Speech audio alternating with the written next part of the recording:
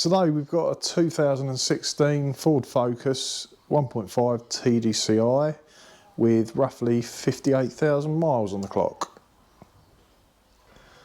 Right, so now we're going to check the windscreen washer bottle, or top it up should I say.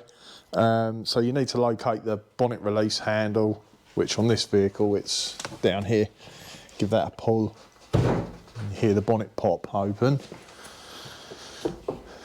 So now it's on its safety catch. You won't be able to open it. There will be a lever somewhere under here to release the second stage of the catch. There it is, the bright yellow lever. Just pull it that way while you're lifting the bonnet.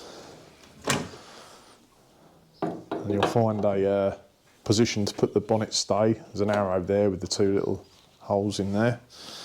So if you're looking for a windscreen washer bottle, this one's got a blue cap, sometimes they're yellow, but you can see an image there of a windscreen with the water squirting.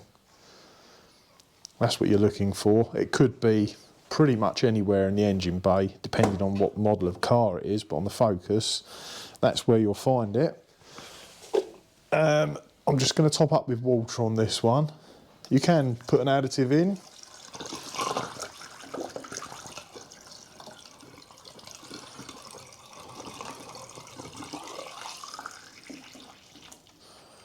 There we go.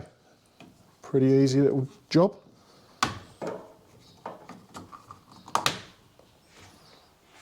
So I generally only ever put water in, as you've seen. You can put an additive in, but I tend to find that if the car isn't used regularly, that additive can congeal and end up a bit like wallpaper paste, and you end up having to flush the whole bottle out.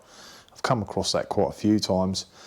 The additives, yeah, I guess they do help to clear a greasy windscreen a little bit, but I'm not sure the benefits are there to be had. I generally find they cause more problems than good, but it's down to everybody's personal choice. It's meant to stop the washer bottle from freezing, but I haven't seen many bottles freeze. But whether they've got additive in them or not, if it gets that cold, I think it's going to freeze, unless you've got like neat additive in there. So it's entirely down to your own preference, really.